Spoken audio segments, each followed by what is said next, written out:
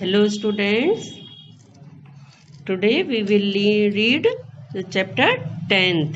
Its name is Means of Communication. संचार के साधन. संचार के साधन यानी Means of Communication. Communication मतलब क्या होता है? हम अपनी बात किसी दूसरे तक पहुंचाने के लिए किसी न किसी साधन का सहारा लेते हैं, तो हम उसे क्या कहते हैं? संचार के साधन. संचार यानी कम्युनिकेशन. भाई हम किसी से भी मिलते हैं जब, तो हम या तो आमने सामने बात कर लेते हैं, पर यदि कोई हमारे सामने नहीं है, कहीं दूर बैठा है जिस तक हम पहुंच नहीं सकते, तो उसके लिए हम किसी न किसी साधन का सहारा लेते हैं.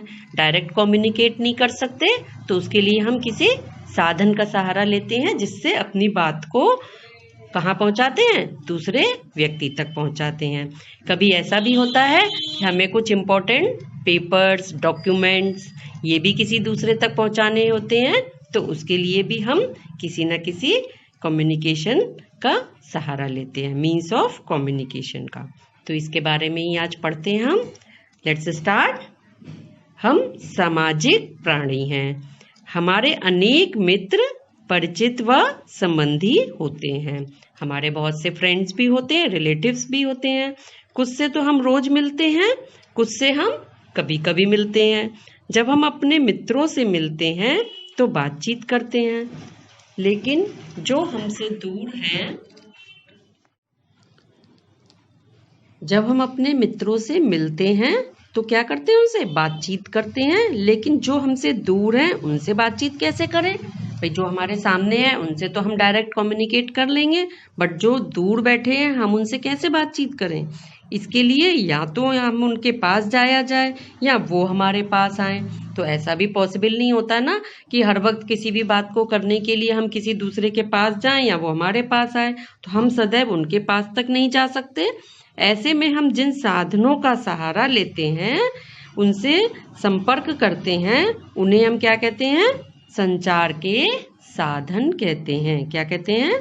संचार के साधन.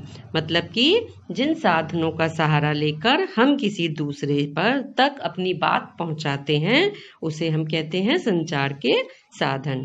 संदेशों का आदान प्रदान ही संचार कहलाता है. संदेशों का यानी मैसेजेस, जो भी हम अपने दूसरों तक पहुंचाना चाहते हैं या दूसरे हम तक पहुंचाना चाहते हैं, तो ये इसका आदान प्रदान. आदान प्रदान मतलब हमारी बात दूसरे तक, दूसरे की बात हमारे तक पहुंचाना. इसको ही क्या कहते हैं? संचार कहलाता है. संचार यानी कम्युनिकेशन. अपने आगे पढ़ना शुरू करते हैं. अपने प्राचीन काल में कबूतरों द्वारा पत्र पहुंचाने की कथाएं अवश्य सुनी होंगी आपने. पुराने जमाने में क्या होता था? कबूतरों के द्वारा लेटर पहुंचाने की कथाएं होती थी. मतलब पुराने ज़माने में कबूतरों के द्वारा लोग अपने मैसेजेस को भेजते थे, उसके जरिए अपने मैसेजेस भेजते थे. आज संचार के कई साधन हैं, जैसे post card, telephone, radio, television, wireless, fax, pager, cellular phone, email आदि. पहले के टाइम में क्या होता था? राजा महाराजा क्या करते थे? कबूतरों को चिट्ठी दे देते थे और कबूतर उस जगह पर जाकर, पहले के कबूतर बहुत अवेयर होते थे इस चीज़ के लिए, और वो जाकर चिट्ठी दे देते थे. आपने बहुत सी पिक्चर या सीरियल्स में ये चीज़ें देखी होंगी. परंतु आज क्या होता है? आज हमारे पास post card, telephone, radio, television, ऐसे बहुत से. रेडियो टेलीविज़न भी अब आप छोड़िए, अब तो सबसे ईजी है मोबाइल फ़ोन. नेट के जरिए आप तुरंत अपना कोई भी मैसेज भेज सकते हैं.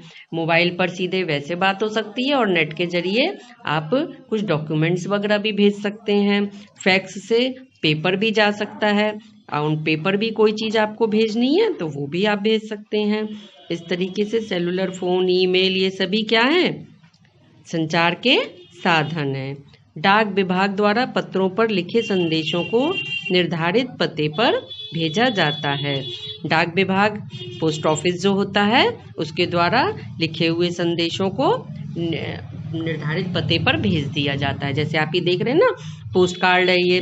पोस्ट कार्ड में पहले क्या होता था, ये पोस्ट कार्ड या अंतर्देशीय पत्र यानी लिफाफा वो चलता था, जिसमें लिखने वाला अपनी बातें चिट्ठी के तौर पर इस पे लिख देता था और यहाँ पर उनका एड्रेस लिख दिया जाता था। इस एड्रेस पर अब इसको क्या करते थे, लेटर बॉक्स में डाल देते थे। लेटर बॉक्स से डाकिया उसे निकाल कर और निर्धारित पते पर डाक विभाग के द्वारा भेज दिया जाता था। जो पता आपने लिखा है उस पते पर ये लेटर पहुंचा दिया जाता था। तो इससे लोगों को, पर इसमें क्या होता है कि इसमें पहुंचने में समय ज़्यादा लगता है, कम से कम 3-4 दिन और भी ज़्यादा दिन लग सकते हैं। ये आप देख रहे हैं टेलीफोन। टेलीफोन के माध्यम से आपको बोलकर अपनी कोई भी बात किसी तक पहुंचानी है तो आसानी से पहुंचा सकते हैं। रेडियो के द्वारा न्यूज़ और भी बहुत से प्रोग्राम्स के जरिए लोगों तक समाचार पहुंचाए जाते थे। बाकी मोबाइल अब चल गए हैं तो मोबाइल के जरिए और एलईडी टीवी वगैरह के जरिए भी क्या होता है, डिफरेंट चैनल्स होते हैं, उनके माध्यम से हमारे पास बहुत सी सूचनाएं आ जाती हैं। देश विदेश की सभी न्यूज़ जो होती हैं वो किसके माध्यम से आ जाती हैं, या तो अखबार के माध्यम से या फिर टेलीविज़न के माध्यम से हम सारे देश की या विदेश की सूचनाएं ग्रहण कर सकते हैं। सारी न्यूज़ हमें पता लग जाती है। पत्र संदेश पहुंचाने का सस्ता और सुगम साधन है। लेटर पहुंचाने का सबसे सस्ता साधन था। अब के टाइम में तो ये यूज़ नहीं होता है ज़्यादा, क्योंकि इस पर स्टैंप लगती थी। वो भी कोई ज़्यादा पैसों की नहीं होती थी स्टैंप, और उस स्टैंप को लगाकर लेटर एक जगह से दूसरी जगह पहुंच जाता था। पोस्ट कार्ड अथवा अंतर्देशीय पत्र पर संदेश लिखकर लेटर बॉक्स में डाल देते हैं। जैसे मैंने अभी आपको बताया, पोस्ट कार्ड ये था जो ऊपर पिक्चर बनी हुई थी, और अंतर्देशीय पत्र भी होता है, ब्लू कलर का लिफाफा होता था जिस पर कोई भी मैसेज लिखकर लेटर बॉक्स में डाल देते हैं। डाक कर्मचारी उसे लिखे पते पर पहुंचा देते हैं। पत्र पाने वाला उस पर लिखा संदेश पढ़कर समाचार जान लेता है। अब उस पर जो लेटर पे संदेश लिखा है वो जिसके नाम पर है उसके पास पहुंच जाता है और वो मैसेज को पढ़ लेता है।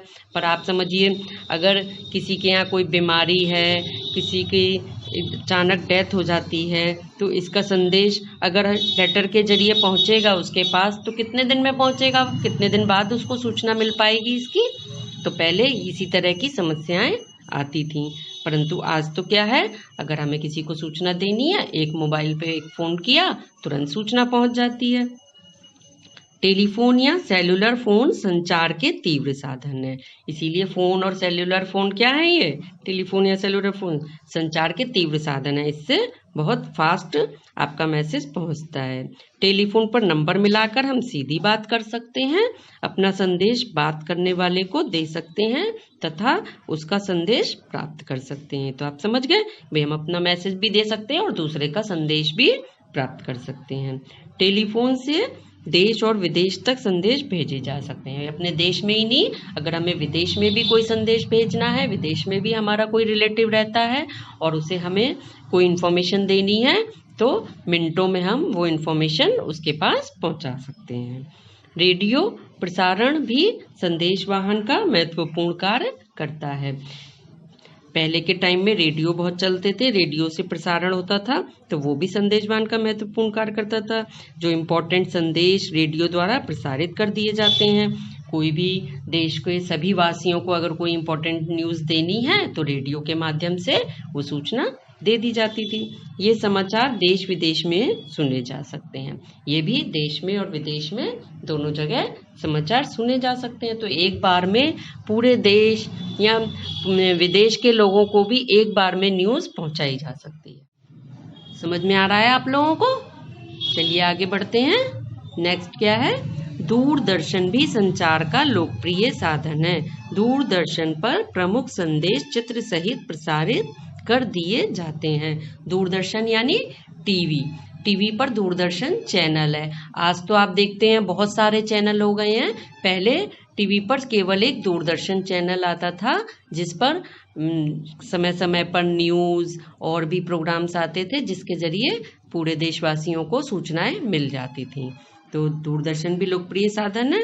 इसके माध्यम से भी संदेश प्रसारित किए जाते हैं। समाचार पत्र और पत्रिकाएं संचार के आधुनिक साधन हैं। न्यूज़पेपर और पत्रिकाएं यानी मैगजीन्स आती हैं ना, वो भी संचार के आधुनिक साधन है। आज के टाइम में न्यूज़पेपर, मैगजीन्स, इनसे हमें बहुत तरह की सूचनाएं मिल जाती हैं। इनमें प्रकाशित संदेश देश और विदेश तक पहुंच जाते हैं। आधुनिक युग में इंटरनेट ने संपूर्ण संसार में क्रांति ला दी है। आज के टाइम में इंटरनेट से पूरे संसार में क्रांति सी आ गई है, जिसकी मानव ने कभी कल्पना भी नहीं की होगी। यह संसार का सबसे तीव्र संचार का साधन है।